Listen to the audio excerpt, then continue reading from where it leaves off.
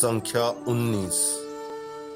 सघोषोधार्तराष्ट्राणां हृदयानि व्यदारयत् नभश्च पृथिवीं चैव तुमुलो अभ्यनुनादयन्।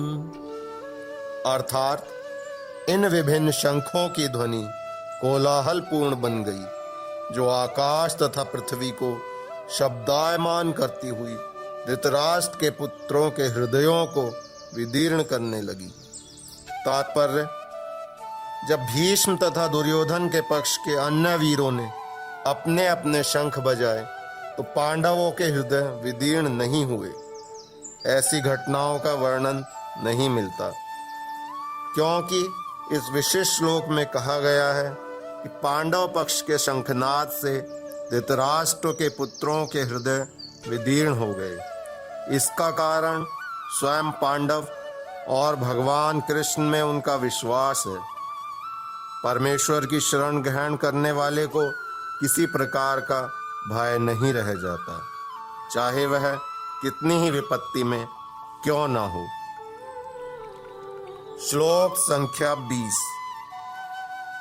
अथ व्यवस्थितान् दृष्ट्वा धार्तराष्ट्रान् कपिध्वजः प्रवृत्ते शस्त्रसम्पाते धनुरुद्यम्य पाण्डवः ऋषिकेशं तदा वाक्यम् इदमाह महीपते।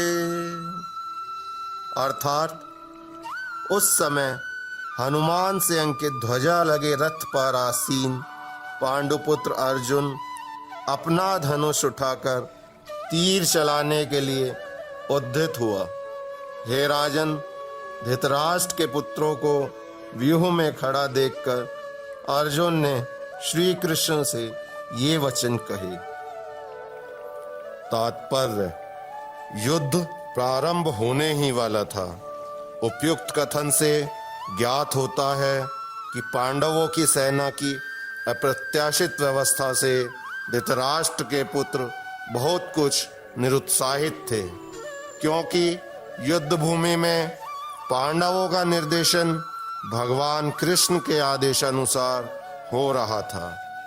अर्जुन की ध्वजा पर हनुमान का चिन्ह भी विजय का सूचक है, क्योंकि हनुमान ने राम तथा रावण युद्ध में राम की सहायता की थी, जिससे राम विजयी हुए थे। इस समय अर्जुन की सहायता के लिए उनके रथ पर राम तथा हनुमान दोनों उपस्थित थे। भगवान कृष्ण साक्षात राम हैं और जहाँ भी राम रहते हैं वहाँ उनका नित्य सेवक हनुमान होता है, तथा उनकी नित्य संगिनी वैभव की देवी सीता जी भी उपस्थित रहती हैं। अतः अर्जुन के लिए किसी भी शत्रु से भय का कोई कारण नहीं था। इससे भी अधिक इंद्रियों के स्वामी भगवान कृष्ण निर्देश देने के लिए साक्षात उपस्थित थे। इस प्रकार अर्जुन को युद्ध करने के मामले में सारा सत्परामर्श प्राप्त था।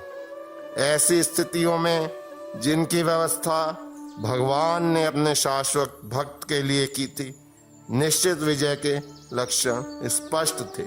हरे कृष्ण।